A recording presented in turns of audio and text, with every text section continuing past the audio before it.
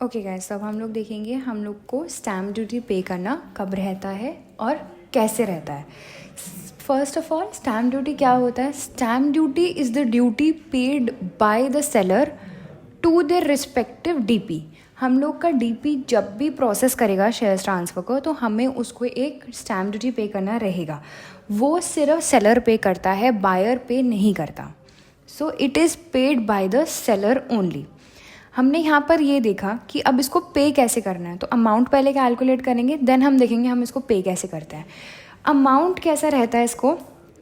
This is always calculated as per 0.015% of the total value.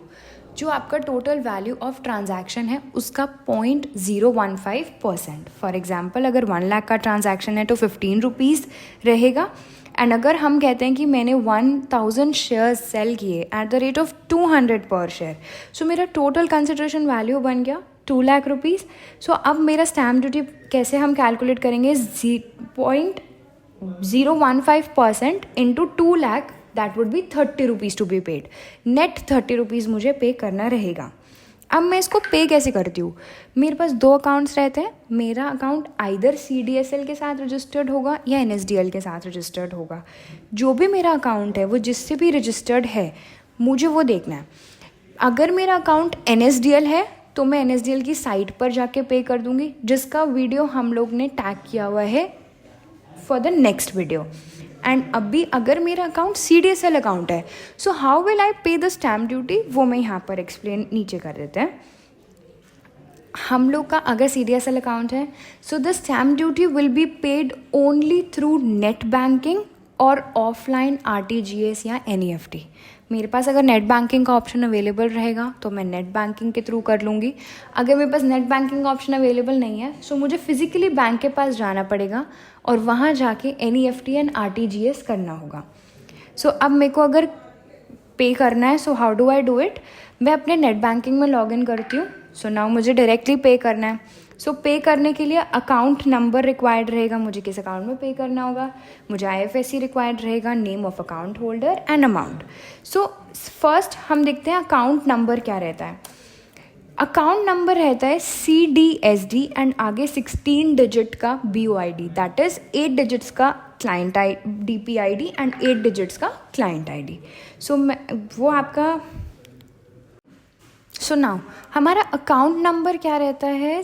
CDSD and आगे 16 digits का हमारा BOID, where in the first 8 digits would be our DPID and next 8 digits would be our client ID।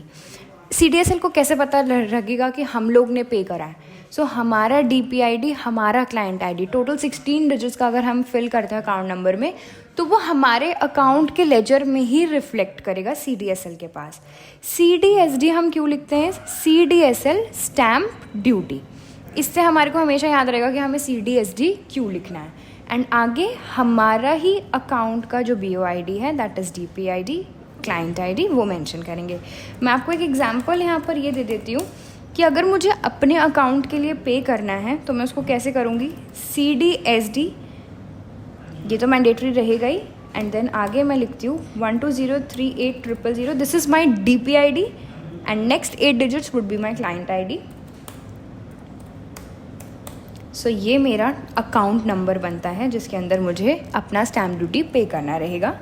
IFSC हमेशा common रहेगा, ICICI 4x0 104। Name of account holder हमेशा CDSL रहेगा।